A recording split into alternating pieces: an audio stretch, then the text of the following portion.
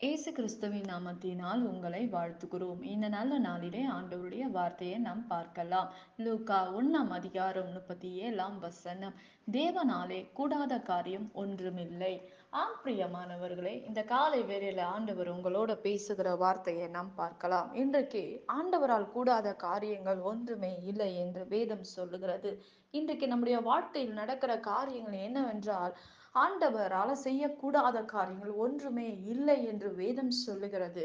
ஆனால் என்னுடைய வாழ்க்கையில் இந்த காரியம் என் வாழ்க்கையில் நடக்கவில்லை, இது ஆண்டவரால் இதை செய்ய முடியாதது என்று நாம் நினைத்து கொள்ளுகிறோம். பிரியமானவர்களே, ஆண்டவருடைய வார்த்தை சொல்லுகிறது, ஏசப்பா இந்த உலகத்துல ஒரு மண்ணினால் ஒரு மனிதனை உருவாக்குகிறார், அவயங்களை படைக்கிறார், எல்லாவற்றையும் உருவாக்கி ஆண்டவருடைய சுவாசத்தை நமக்கு கொடுத்து நம்மை ஒரு ஜீவனுள்ள ஒரு மனிதனாக அவர் மாற்றுகிறார் என்று நாம் பார்க்கிறோம். அநேக வேதத்தில் நாம் பார்க்கிறோம். பிரியமானவர்களே, இன்றைக்கு உடைய வாழ்க்கையில் எந்த காரியமா இருந்தாலும் எல்லாராலும் கைவிடப்பட்டு இருக்கலாம், ஏமாற்றப்பட்டு இருக்கலாம் ஜனங்கள், அதில் நீங்களும் ஒரு ஆளா இருக்கலாம். ஆனால் ஆண்டவர் மேல் நீங்க விசுவாசம் உள்ளவர்களா இருக்கும்போது, ஆண்டவரை தவிர என் வாழ்க்கையை இதை மாற்ற முடியாது நம்பும் போது, அப்படிப்பட்ட மனுஷங்களுக்கு ஆண்டவர் இறங்கி உதவி செய்கிறார் என்று நாம் பார்க்கிறோம். அநேகருடைய வாழ்க்கையில் ஏதோ ஒரு சூழ்நிலையில் திடீர்னு என்று ஆண்டவர் எனக்கு உதவி செய்தார், அற்புதங்களை செய்தார்.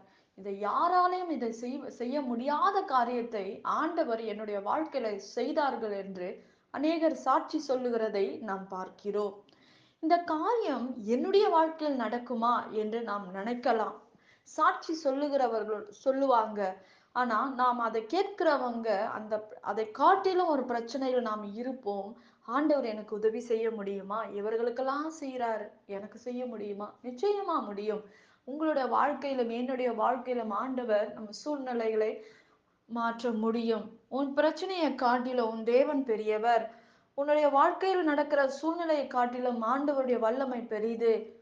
அவருடைய வஸ்திரத்தில் வல்லமை, அவர் வார்த்தையில் வல்லமை, ஜெபத்தில் வல்லமை, துதிக்கும் போது வல்லமை எப்படிங்க வருது?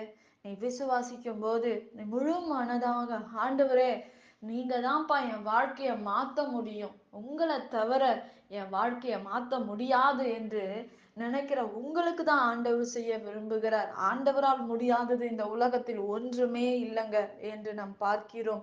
எத்தனையோ தேவ மனிதர்களுக்கு ஆண்டவர் அற்புதங்களை செய்திருக்கிறார்.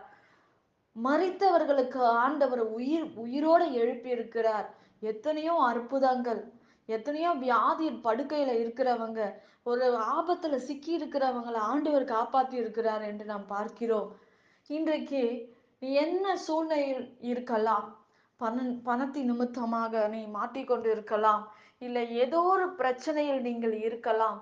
ஆனால் மனிதனால் அதை செய்ய முடியாது, உங்களால் முடியாதது, ஆனால் ஆண்டவரால் முடியும்.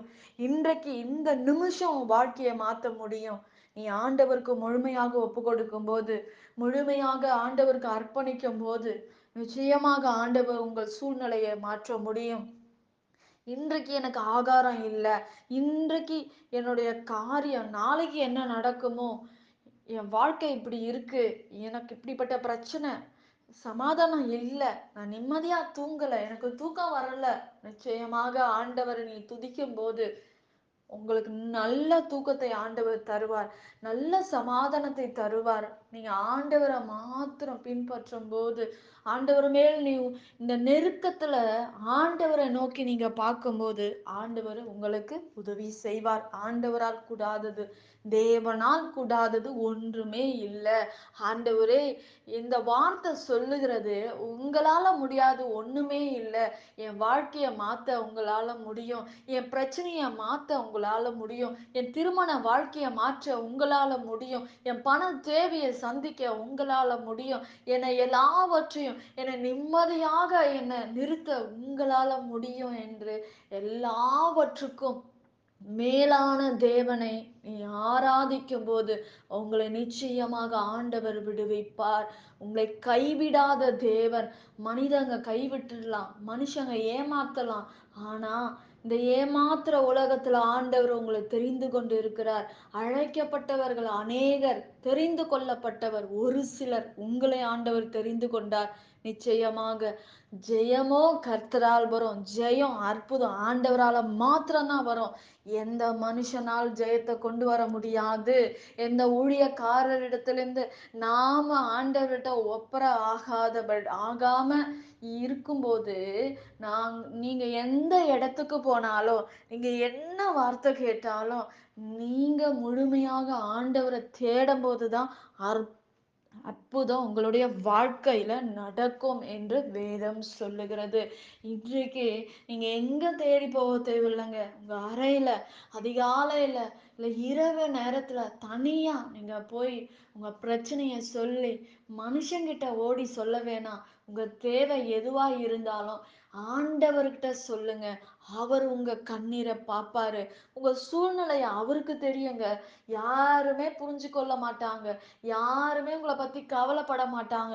ஆனா உங்களுக்காக கவலைப்படுகிற தேவன் ஒருவர் உண்டு. அவருடைய கண்கள் பூமி எங்க உலாவி வருகிறது என்று வேதம் சொல்லுகிறது. அந்த கண்கள் உங்களை நோக்கி பார்த்து உங்களுக்கு ஒரு விடுதலையை தரும்.